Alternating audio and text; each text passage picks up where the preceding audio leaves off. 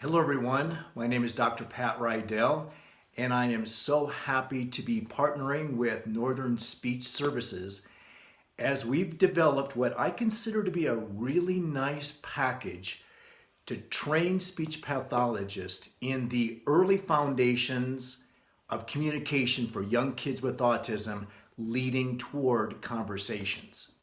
Let me take just a moment to talk a little bit about the two e-courses that we are providing through Northern Speech Services.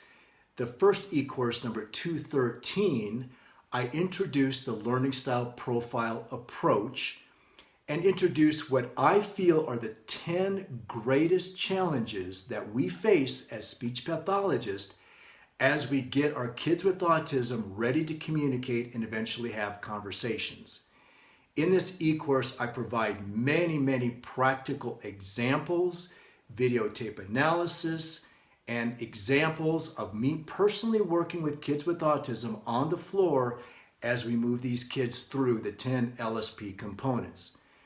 As part of this e-course, you have the opportunity to download the LSP manual and protocol, which helps us devise a game plan for how to implement the LSP components.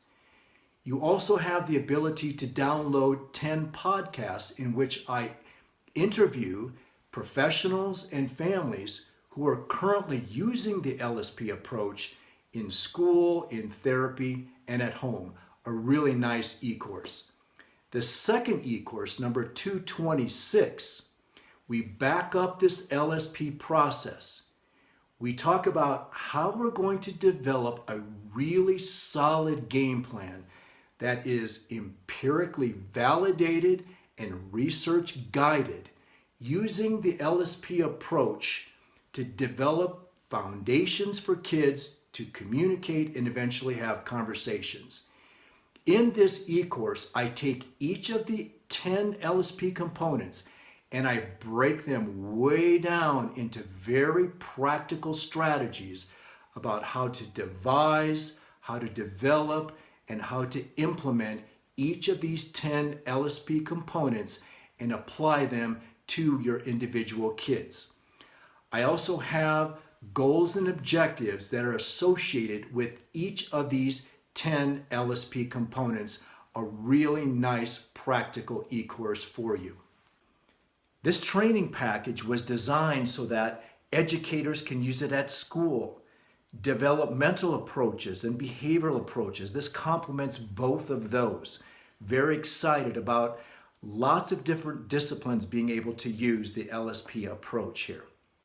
You know, over the many decades that I've worked with speech pathologists, see if this sounds familiar.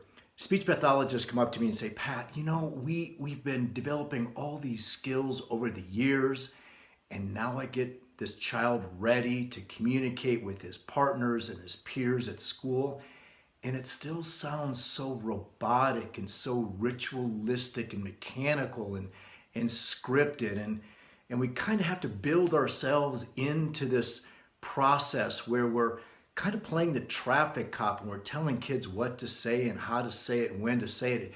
Pat, it's so unnatural. And in my trainings, I tell the speech pathologists, okay, let's back this process up. Let's look at some of the foundations that we might have missed leading toward communication and eventual conversations. Let me give you some examples of what I mean.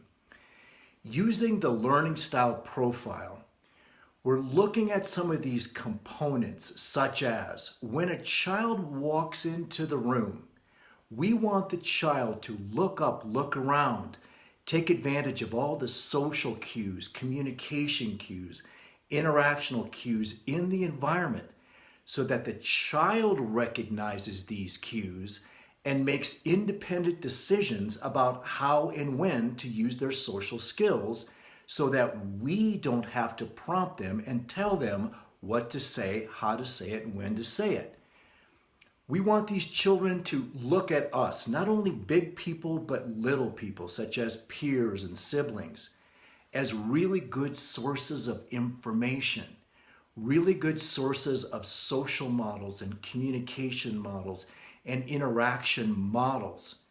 so that when a child walks into the room, they might think, hey, I don't have a plan, but I bet you do. I have the skills, but I don't have the game plan. So that is an important part of getting our kids successful in conversations when they hit school age with their peers. We want to take a look at children being able to be flexible, not only in their interactions on the floor playing with friends, but this flexibility leads to flexibility in conversation as well. Shared control. Many of our kids have to control the agenda. So when they do, they might only talk about a few topics and they dominate those topics. And that doesn't go well when they're trying to have conversations with their friends.